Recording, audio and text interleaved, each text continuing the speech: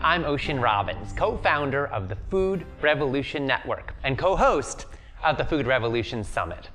I want to congratulate you again on your choice to join us. Now, this is the first in a series of videos we'll be sharing to help whet your appetite and help you start activating your own food revolution even before the summit begins. In today's video, I'm going to get a little personal. I'm going to share with you my family's food story. It's a story with rags, riches, heart attacks, and healing. It's a story of ice cream, 31 flavors of ice cream. And it's also a story of health and a story of transformation. I'm also going to give you some of my top insights on the history, reality, and future of food. And I'll let you know more about what to expect in this summit. Spoiler alert, it's going to be awesome. So to begin the family story, we need to go back a few generations. My grandfather, Irvin Robbins, was the co-founder of an ice cream company. You might have heard of it. It's called Baskin-Robbins, 31 flavors. My dad, John, grew up with an ice cream cone-shaped swimming pool. He was groomed from childhood to one day take over and run the family company. He took it upon himself to be intimately familiar with every flavor of Baskin-Robbins ice cream that was ever made. But when my dad was in his early 20s, his uncle Bert Baskin, who was my grandpa's brother-in-law and business partner, became seriously ill with heart disease, and that quickly took his life. My dad's uncle Bert was a big man. He always enjoyed the family product. He loved life, and it was tragic that for all of his business success, his life was taken from him in his early 50s. I never even got to meet my dad's uncle because this was all before I was born, so I only got to know about him from family stories. Now, around that time, as he faced the loss of his business partner, my grandpa invited my dad to join him in the company. My dad thought about it long and hard, but in the end, he said no. He just could not spend his life selling a product that might contribute to making people, including perhaps even his own uncle, sick. So he walked away from the company. He walked away from any access to the family wealth to, as we jokingly say in my family, follow his own rocky road. My mom and dad moved to a little island off the coast of Canada, where they built a one-room log cabin. I was born in that cabin to parents who were living very simply, growing most of their own food, practicing yoga and meditation for several hours a day, and they named their kid Ocean. Now, as I grew up, our family moved down to California, and my dad wound up becoming a best-selling author on topics of food and health. The media had a ton of fun with his story. They called him the rebel without a cone. His book sold more than 2 million copies. One of his readers ended up being his own father, my grandfather, Irvin Robbins. In 1990, Grandpa Irv, who had always eaten a standard American diet, plus a lot of ice cream, was suffering from serious heart disease, diabetes, and many other health problems. His doctors gave him only a few years to live.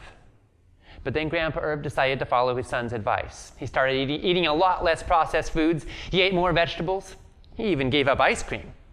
And before long, he'd gotten off all his blood pressure medications and his diabetes medications. He'd lost 30 pounds. His golf game improved 7 strokes.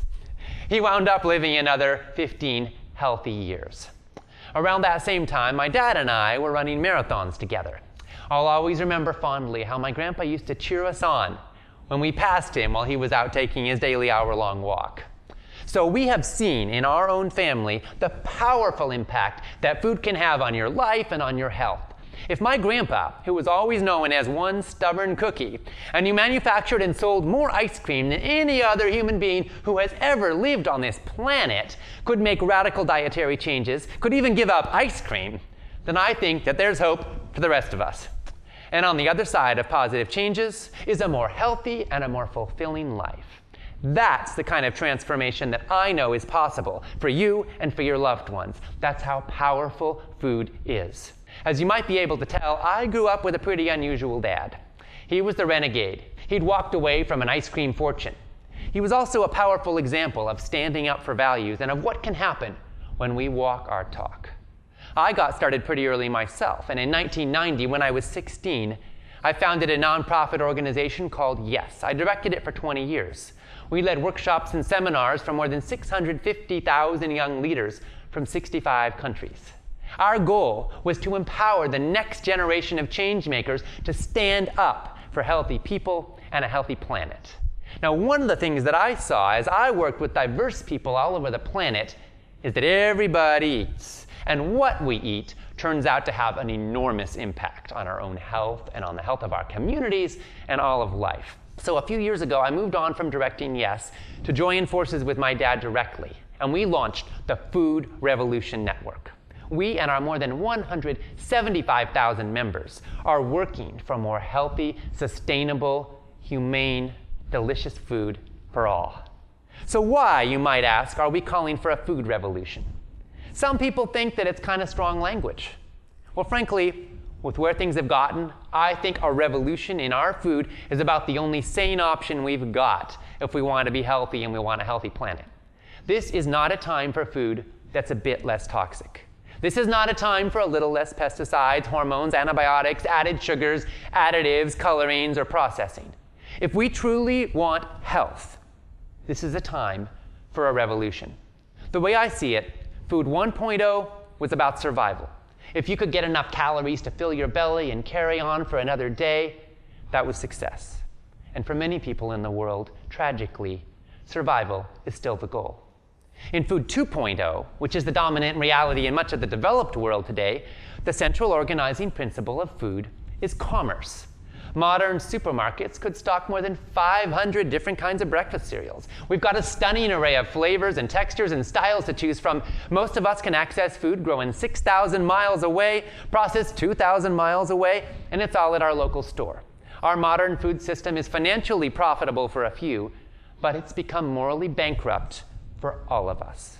In Food 2.0, it's now considered normal to eat food that's laced with added sugars, chemicals, flavorings, colors, pesticides, hormones, GMOs, even antibiotics. Our food system has become, in many ways, toxic. It's now contributing to epidemic rates of illness. In the US, more than 2/3 of the population is now overweight or obese. Heart disease and stroke are killing more than 700,000 people every year. The National Institutes of Health reports that in the 1960s, less than 2% of America's kids had a chronic health condition. Today, it's over 25%. 1 in 3 American children is expected to get diabetes. As you probably already know, all of these conditions are directly linked to lifestyle and food choices. Food 2.0 brings us a food system that is systematically cruel to farm workers and animals, unsustainable for our planet, and it's killing millions of people. That is why it's time for Food 3.0. In Food 3.0, the central organizing principle of our food systems is health for people, for the planet. Food 3.0 means vastly lower rates of chronic illness. It can save us trillions of dollars in medical care. It can lead to a healthier and a more capable population. Food 3.0 means a more sustainable and a more productive economy. Now let me be very clear. I've got no problem with people making money. I just want to see healthy profits made from healthy food. I want to thank you for all the ways that you take a stand for a transformation in our food systems. You stand for a food revolution every time you choose real food over processed junk.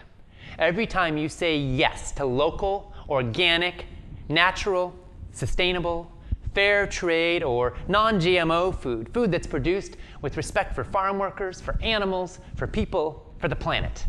Every time that you choose to stand up for food not just as a commodity, but also as a community, a web of relations that literally becomes us. In the Food Revolution Summit, you're going to get support from some of the guiding lights of Food 3.0. The knowledge in this summit will distill a lifetime of work from some of the world's most courageous, most game-changing food leaders. You'll get leading-edge nutritional insights. You'll get knowledge that could not only help you, but also help you to support the people that you love. Now, this summit runs from April 25 until May 3. On each day of the summit, you'll hear my dad and colleague, best-selling author John Robbins, personally conducting 3 more penetrating interviews. We'll broadcast interviews at 8, 9, and 10 a.m. Pacific time. And I'll be there with you after each interview to share what I got from it, to answer your questions, and to help you to put it into action. If you can't join in live, you can catch any of the interviews on 24-hour replay. So now you know a little bit about my family story. You know why my dad and I are both so deeply passionate about the food revolution. And in the next video, I'm going to tell you the top 4 food half-truths that the food industry is exploiting for billions of dollars in profits. And I'm going to tell you how these profits are coming at the expense of your health and of the health of millions of people. I'm also going to tell you what gives me insane amounts of hope. I urge you to watch the next video in entirety, because some of what I'm going to share might surprise you. It might even shock you. And I promise it will also inspire you. I also want to invite you to spread the word about this summit to your friends and to your loved ones, because after all, food is the foundation of health, and health is probably the greatest gift that you could ever give to someone. When you tell loved ones about this summit, you're making an investment in their well-being that could last a lifetime. Step by step, one bite at a time, we can change the world. We are changing the world, and we're doing it together. Safe eating.